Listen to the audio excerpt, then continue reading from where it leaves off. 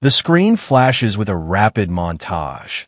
Angry HOA letters tossed onto a desk, a hammer slamming into a wooden post, neighbors whispering behind picket fences, and a close-up of a bold red sign reading, "Private Property."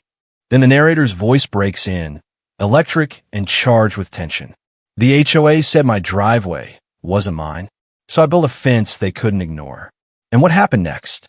It flipped the entire neighborhood upside down. The screen pulses with bold text. HOA versus homeowner, the driveway war. Then, the narrator continues, "Stick around because this isn't just a petty fence story. It's a fight for what's right. And I have the receipts." It all began innocently enough, just another humid Thursday morning.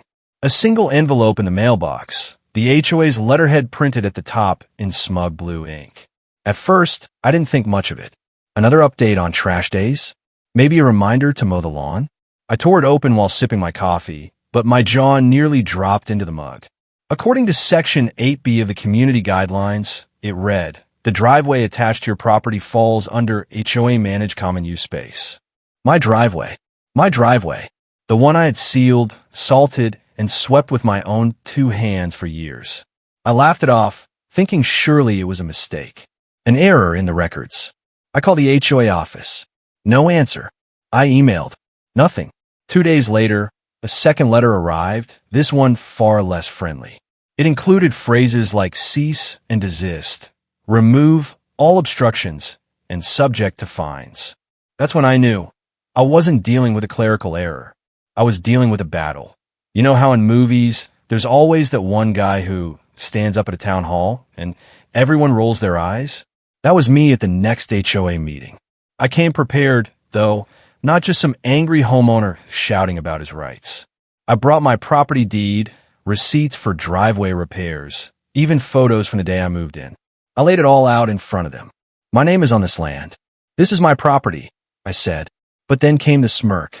The HOA president, a man I'll call Mark, replied with a bureaucratic shrug. "We understand your frustration," he said, "but our interpretation of the guidelines stands." Interpretation? Since when were property lines up for debate like a book club discussion? That moment changed everything. I realized I was in for a real fight, and I wasn't about to back down. That night, I barely slept. I sat hunched over my kitchen table, documents spread out like a detective's case files. I poured through county records, property maps, and even managed to track down the original developer's site plan from 2 decades ago. The more I dug, the more obvious it became. My driveway was well within the boundaries of my lot. It wasn't even close to the common space. But I knew that proving it on paper wouldn't be enough. HOAs have a reputation for digging in their heels, especially when they're challenged. So I had to beat them at their own game. Follow every rule, check every box, and make a stand they couldn't ignore. And that's when the idea hit me. A fence. Not just any fence. A perfectly legal, fully permitted, clean-cut monument to property rights. A line in the sand, no, in the concrete. Construction started on a Saturday morning. I called in a few favors from friends. Some were handymen, others just had strong backs and a grudge against bureaucracy. We rented post-hole diggers, bought high-quality cedar boards, and poured cement until our arms ached. As the fence took shape, neighbors began to notice. Some gave nods of approval. Others watched in silence, sipping their iced tea with squinty eyes. By the 3rd weekend, the structure was complete. Bright white panels, 6 feet tall, with bold red lettering stenciled in the center. Private property. Do not trespass. The message was loud and clear. I was reclaiming my land. But even as I wiped the sweat off my brow and admired the finished work, I knew the battle wasn't over. Not even close. Because just 3 days later, I heard a knock on the door that shook the walls. I opened the door to find another envelope. This one hand-delivered, thick with official ink and legal tone. The HOA had escalated. Now they were accusing me of violating community standards, citing the fence as out of character with the neighborhood. Intimidating even. Oh, now they care about character? That was rich. But I was ready. I laid out my own paperwork like a royal flush in a poker game. My property survey, fence permits, city approval letters, everything done by the book. When they tried to bluff, I called them on it. It wasn't just legal, it was bulletproof. The look on their faces? Priceless. But they weren't finished. Not by a long shot. The fence had done more than mark a line. It had sparked a wildfire.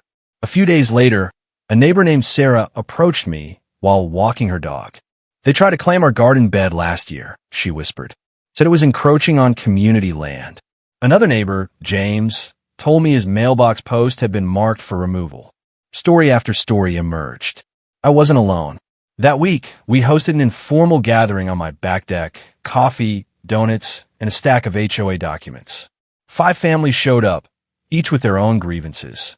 It became clear this wasn't just about my driveway. It was about power, about control, and about a community that had been quietly bullied for too long. So we hired a lawyer. The lawyer was sharp, young, and loved a good underdog story. He helped us draft a formal petition to the county, citing overreach and abuse of power. He also tipped off a local news reporter who was already covering HOA overreach across the city.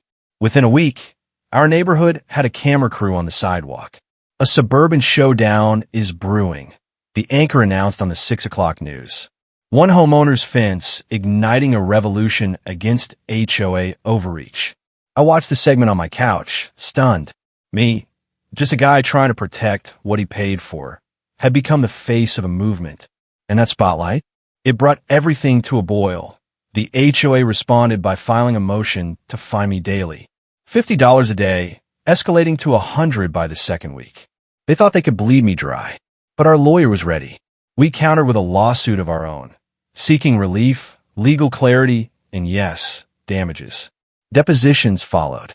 Then hearings. Then weeks of legal back and forth. I had to take time off work. I lost sleep. But I refused to be intimidated, because every time I looked at that fence, I remembered why we were fighting. And finally, after 3 months of legal wrangling, we got our day in court. The judge was no nonsense, the kind who's seen it all. After reviewing the evidence, deeds, permits, footage, and testimony, he ruled swiftly. This homeowner is within his rights. The HOA has overstepped its authority. Boom. Just like that. The ruling sent shockwaves through the neighborhood. Within a week, the HOA president resigned. 2 other board members followed. A special election was held, and for the first time in years, the new board was made up of people who actually listened. One of them even thanked me in private, said the whole mess forced them to clean house, rewrite their charters, and rebuild trust with residents. Things are quieter now. No more strange letters. No more veiled threats. Just a fence, a driveway, and a sense of peace I hadn't felt in months. That I've learned a lot through this experience. That standing your ground isn't always easy, but it's necessary. That sometimes what starts as a personal issue can uncover something much bigger. And that if you're willing to fight smart, fight fair, and fight loud, change can happen. If you've ever tangled with an overreaching HOA, or just love a good David versus Goliath story, hit that like button. Drop a comment with your own HOA horror story. And if you want to see what I'm building next, don't forget to subscribe. Because believe me, the fence was just the beginning.